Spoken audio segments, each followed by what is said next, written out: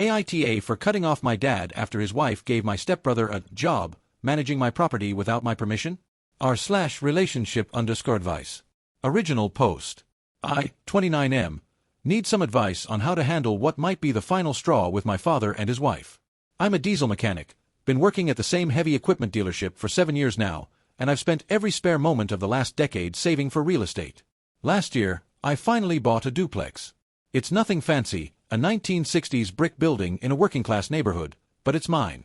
I live in the larger unit, 3-bed, 1.5 bath, and rent out the smaller side, 2-bed, 1 bath, to a young couple, Marcus and Destiny, who've been model tenants for the past 8 months. Some background. My mom passed when I was 12. Dad remarried Linda when I was 16, and she came with her son, Tyler, who was 12 at the time. I won't pretend we ever bonded. Tyler's always been the kind of person who wants rewards without effort. He's 25 now, has bounced between jobs his whole adult life, and currently lives in my dad's basement playing video games and working on his brand as some kind of social media influencer. Last I checked, he had 340 followers. Linda has always pushed for Tyler to be treated as my equal despite our very different life choices. When I graduated trade school, she suggested Dad split the money he was giving me for tools with Tyler, so it's fair. When I bought my first truck with money I'd saved, she told everyone at Christmas that Tyler would probably be getting a car soon too, like it was some kind of competition where we'd both receive participation trophies. Dad usually goes along with whatever Linda wants because, in his words, it's easier than the alternative. Here's what happened. 3 weeks ago, I got a text from my tenant Marcus asking if I'd hired a property manager. I hadn't. I called him immediately, and he told me that some guy had shown up claiming to be managing the property now, demanding to inspect the unit, and asking when they'd paid rent and if they'd considered paying early for a discount. I knew before Marcus even described him. Tyler. I drove over after work, and sure enough, I found Tyler sitting on my front porch like he owned the place, wearing a polo shirt with a little clipboard. He actually smiled when he saw me, like he'd done something impressive. Hey bro, Linda told me you needed help with this place. I'm handling things now, tenant relations, inspections, you know, the business side. You're good at fixing stuff, but I figured you'd need someone who knows how to manage people. I stood there for a solid 30 seconds just processing the audacity. I told him very clearly that I hadn't asked for help, didn't need help, and that he needed to leave and never speak to my tenants again. He laughed. Actually laughed. Dude, relax. Mom talked to your dad, and he said it was a good idea. I'm getting experience in property management. It's going to be huge for my portfolio. Don't be so uptight about it. I told him that my dad doesn't own this property, I do, and neither he nor Linda has any authority to give anyone a job that involves my asset. He rolled his eyes, called me selfish, and left. That night I called my father. The conversation was infuriating. Look, son, Linda thought it would be good for Tyler to learn some responsibility. Property management is a real career. He's not hurting anyone, he's just trying to learn the business. Dad, he showed up at my property and harassed my tenants without my knowledge or permission. That's not learning, that's trespassing. Don't be dramatic. He's family. You should be helping him out, not making a federal case out of it. Linda's upset that you embarrassed him. I told him that if Tyler ever showed up at my property again, I'd call the police. Dad hung up on me. I thought that was the end of it. I was wrong. 2 days later, Marcus texted me again. That guy came back. He let himself into our unit while we were at work. Our neighbor saw him going in with a key. My blood ran cold. I don't have a spare key floating around. Which means Tyler either picked the lock, got a copy made somehow, or, and this is what I suspect, Linda found my spare when she was cleaning up during a visit to my place last month and had a copy made. I drove over immediately. Marcus and Destiny were home by then, and Destiny was visibly shaken. She told me that when they came home, things had been moved around. Their filing cabinet had been opened. A jar of cash they keep in their bedroom closet, about $400, was missing. Marcus looked me dead in the eye and said, "Man, I like you. You've been a good landlord. But if this happens again, I'm calling the cops and a lawyer. I have rights." He's absolutely correct. In my state, landlords must give 24-hour written notice before entering a rental unit except in emergencies. What Tyler did wasn't just inappropriate, it was illegal. And if money is missing, that's theft. I called my dad again. This time Linda answered. Before I could say anything, she launched into a lecture about how I was sabotaging Tyler's confidence and acting like I'm better than everyone just because I bought some little building. When Dad got on the phone, I laid out exactly what happened. Tyler broke into my tenant's unit, went through their belongings, and likely stole cash. His response: "You don't know it was Tyler. You're just assuming. He said he was doing an inspection. That's normal landlord stuff. You should be thanking him for taking initiative. He's learning the business." I told my father that there is no learning the business when you break the law, violate tenant rights, and steal from people. I told him that if he or Linda didn't get Tyler under control, I would press charges and pursue this legally. Dad's response: "You'd do that to family? Your mother would be ashamed of you." I hung up. I haven't spoken to any of them since. Here's where I need advice. Marcus and Destiny deserve better than this. I've already apologized, changed their locks, and told them I'll install a security camera at my own expense. But Marcus mentioned that Tyler also asked them about their security deposit. $200 they paid when they moved in, and whether they'd gotten the receipt. They never got a receipt from Tyler because they paid me directly when they signed the lease. This made me paranoid. I went through my records and confirmed I received their deposit, and it's sitting in my dedicated escrow account as required by law. But why would Tyler be asking about it? Then I remembered something. 2 months ago, I had a prospective tenant who ultimately decided not to rent for me. She'd given me a $600 holding deposit, which I returned in full when she backed out. But she mentioned during our last conversation that guy who works for you had called her asking about paperwork. What guy? I don't have anyone who works for me. I'm starting to think Tyler has been contacting prospective tenants, possibly collecting deposits, and pocketing them. But I don't have proof yet. What do I do? Do I go to the police now? Do I try to track down other people Tyler might have scammed? How do I protect myself legally if someone comes after me thinking Tyler was actually working for me? And honestly, how do I handle my dad? He's chosen Linda and Tyler over basic decency. My mom would not be ashamed of me for protecting my tenants and my property. She'd be ashamed of him for enabling this. Sorry for the length. I'm just exhausted and furious and need outside perspective. TLDR, stepmother told her unemployed son he could manage my rental property without asking me. He harassed tenants, illegally entered their unit, possibly stole cash, and may have collected deposits from prospective tenants that he kept. Dad defends him, saying he's learning the business. I'm considering legal action but don't know where to start. Update 1, 5 days later. First, thank you to everyone who commented on my original post. The overwhelming consensus was, document everything, protect your tenants, and don't let family guilt stop you from pursuing legal action. Several of you who work in property management or law gave me incredibly specific advice that I've been following. Here's what's happened since. Step 1. Documentation and securing the property. I had a security system installed on both units, doorbell cameras, motion sensors, and a camera covering the parking area. I also replaced all exterior locks and installed deadbolts with smart locks on both units. Marcus and Destiny were relieved. I gave them a written letter apologizing for the unauthorized entry and confirming that I had never employed or authorized anyone to access their unit or collect any payments on my behalf. They appreciated this, and Destiny actually said, "We can tell you're a good person stuck in a bad situation. We're not going to punish you for your family's behavior." That meant more than I can express. Step 2. Tracking down prospective tenants. This is where things got worse. I went through all my records from the past year, every inquiry, application, and showing I did while the smaller unit was vacant. I found contact information for 7 people who had inquired about renting but hadn't moved forward. I called all of them, for couldn't be reached or didn't remember details. 2 confirmed they'd only ever interacted with me directly. But one, a woman named Janelle, had a story that made my stomach drop.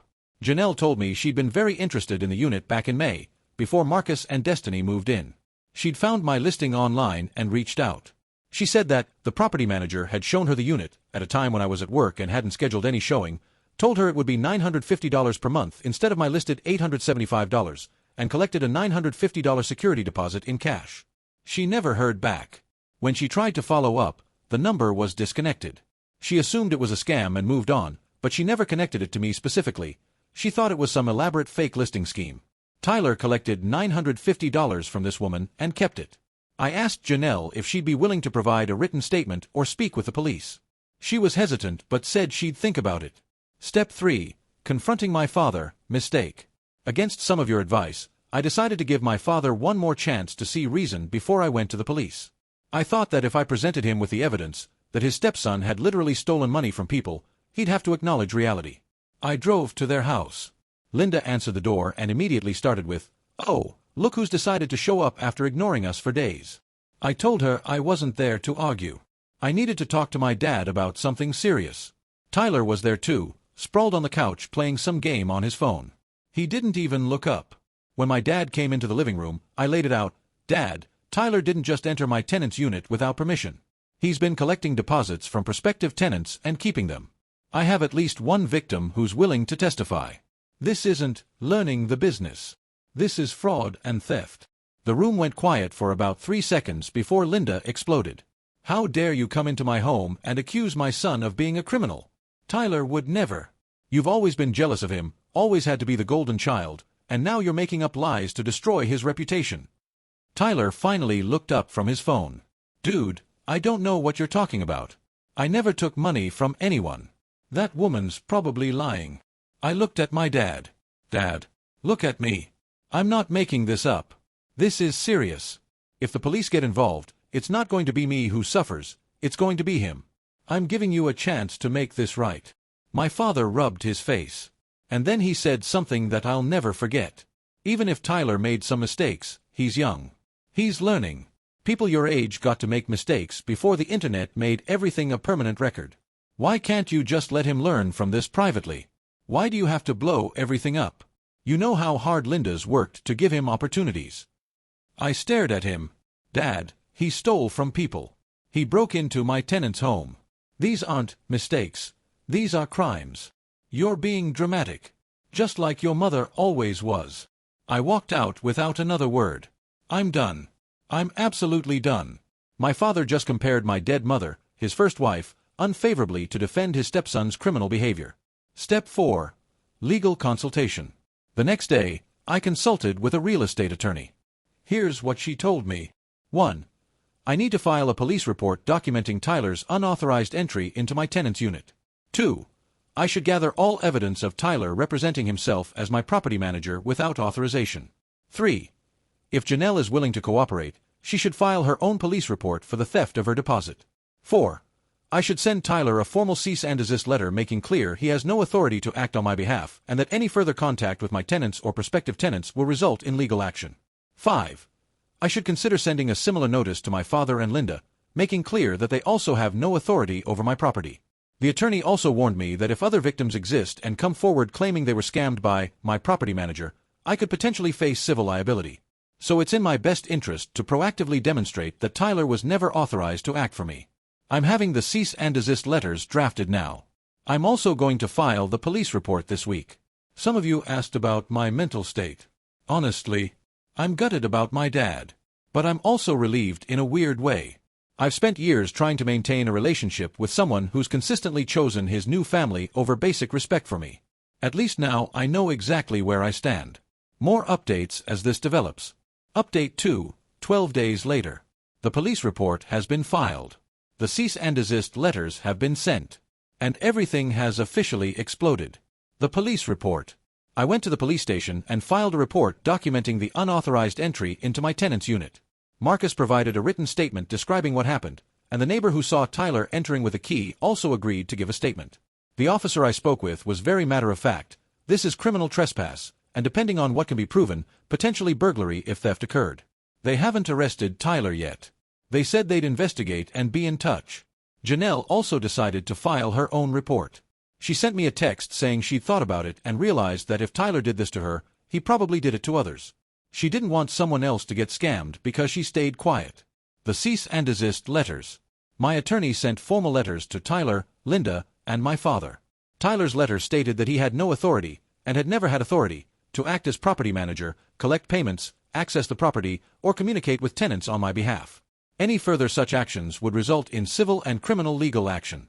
My father's and Linda's letters stated that they had no authority to authorize anyone to act on my behalf regarding my property, and that any claims to the contrary were false. I expected drama. I underestimated how much. Linda's response. The day after the letters arrived, Linda blew up my phone with 23 text messages over 3 hours. I'll summarize the greatest hits. You're tearing this family apart over nothing. Tyler was just trying to help, and this is how you repay him. Your father is devastated. I hope you're happy. You've always thought you were better than us. Your mother raised a selfish, cold person. We're consulting with our attorney. You're going to regret this. Answer me. I didn't respond to any of them. Dad's response. 2 days later, my dad showed up at my workplace. He came into the service bay where I was elbow-deep in a Caterpillar engine and stood there until I looked at him. We need to talk. This has gone too far. I told him I was working and couldn't talk. He said this was more important. I pulled him aside, away from my coworkers. And I told him the truth. Dad, you had multiple chances to do the right thing. You could have told Tyler to apologize and stay away from my property. You could have made him return the money he stole. You could have acknowledged that what he did was wrong. Instead, you defended him, attacked me, and brought up Mom like she would have been on your side. She wouldn't have been. You know that. He tried to interrupt, but I kept going. I filed the police report because I have to protect myself legally. If Tyler scammed other people claiming to work for me, I could be liable. I'm not going to risk losing everything I've worked for to protect someone who's never worked for anything in his life. And I'm not going to keep a relationship with people who think that's unreasonable. Dad looked older in that moment than I'd ever seen him. He said, Linda's threatening to leave me if I don't fix this. She says I'm not defending my family. I told him that was between him and Linda. But I wasn't going to drop legal action to save his marriage. He left without saying goodbye. A new development. Here's where things got interesting. After my post went viral on a few Reddit-adjacent platforms, someone cross-posted it without my knowledge. I got a DM from a guy named Chris. Chris said he'd seen my story and it sounded exactly like something that happened to him 4 months ago. Chris had been looking for an apartment in my area. He found what he thought was my listing, was shown the unit by the property manager, and paid a $1,000 application fee in cash. He never heard back. When he tried the number again, it was disconnected. He'd written it off as a scam and moved on. The timeline matched. The description of the property manager matched Tyler. Chris still had text messages from the number Tyler used. He forwarded them to me. That's 3 confirmed victims now. Janelle, $950, the cash from Marcus and Destiny's unit, $400, and Chris, $1,000. That's $2,350 in documented theft, plus whatever else might be out there. Chris agreed to file a police report. The detective handling the case called me and said that with multiple victims and a pattern of behavior, this was being taken seriously. I'll update when there's more news. But for now, I'm just trying to keep my head down, do my job, and let the legal system work. Update 3, 3 weeks later. Tyler was arrested. I got a call from the detective last Tuesday letting me know they'd issued a warrant and picked him up. He was charged with criminal trespass for entering Marcus and Destiny's unit, theft by deception for the fraudulent deposits, and a few other charges I don't fully understand, something about unauthorized business practices. He spent 1 night in jail before Linda bailed him out. His preliminary hearing is scheduled for next month. The fallout. Since the arrest, the family drama has reached levels I didn't think possible. Linda has been telling everyone, extended family, family friends, her church group, that I had my own brother arrested over a misunderstanding and that I'm trying to destroy Tyler's future because I'm jealous of the attention Linda gives him.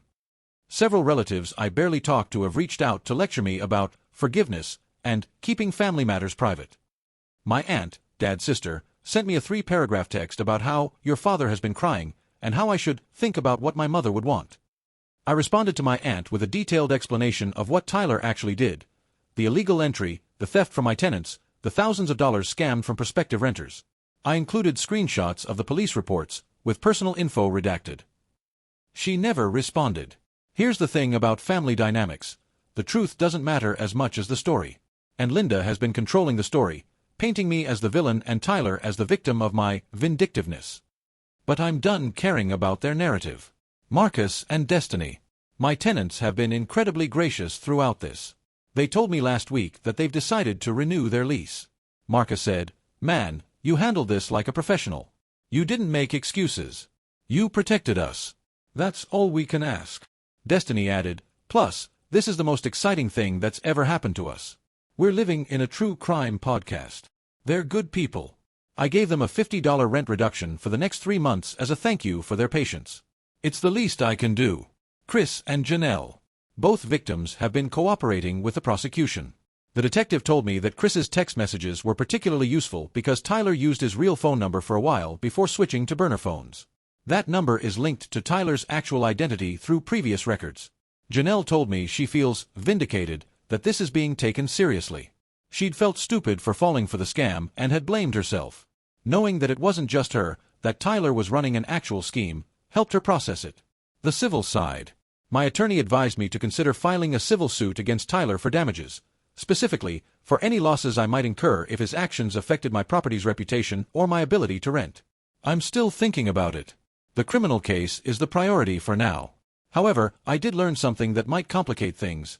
Tyler has no assets. No savings. No property. Nothing. Even if I won a civil judgment, collecting would be nearly impossible. Linda and my dad might have resources, but unless I can prove they were directly involved in the scheme, and I can't, they're not liable. So justice, in this case, might be limited to the criminal consequences. Dad. I haven't spoken to my father since he showed up at my workplace. He hasn't reached out either.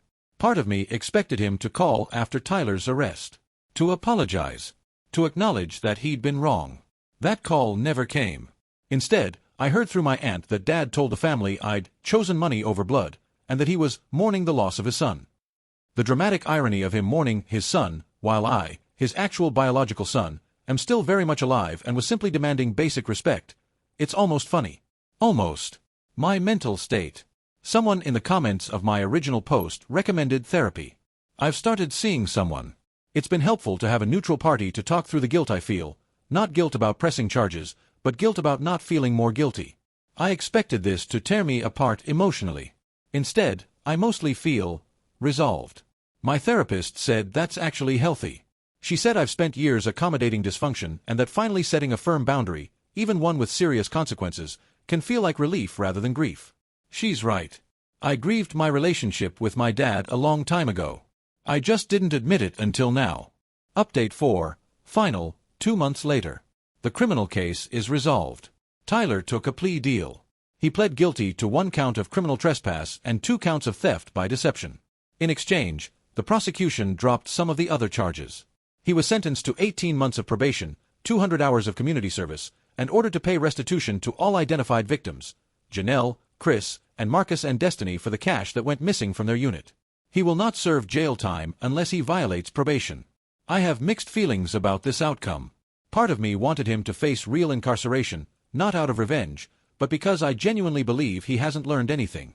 During the hearing, his court-appointed attorney made statements about Tyler being a young man who made poor choices while struggling to find his path, and how he deeply regrets the harm he caused. Tyler himself said nothing. Linda sat behind him, glaring at me whenever our eyes met. But ultimately, the victims got acknowledgement. The system recorded what he did. And he now has a criminal record that will follow him for years. That's something. The restitution. Tyler has no money. The restitution order exists, but collecting it will be a long process, likely through wage garnishment if and when he ever holds a real job. Janelle told me she doesn't expect to see her $950 again. Chris said the same. As a gesture, and because I feel partially responsible for their victimization, even though logically I know I'm not, I reimbursed Janelle and Chris out of my own pocket. It was about $2,000 total. They both tried to refuse, but I insisted.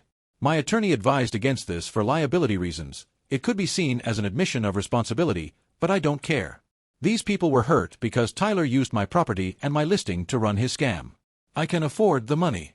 They deserved to be made whole, even if the system couldn't do it quickly. The family aftermath. My relationship with my father is over.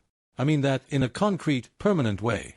After the plea hearing, Dad approached me outside the courthouse. I expected anger. Instead, he seemed deflated. "I hope you're satisfied," he said. "Tyler's going to have this on his record forever.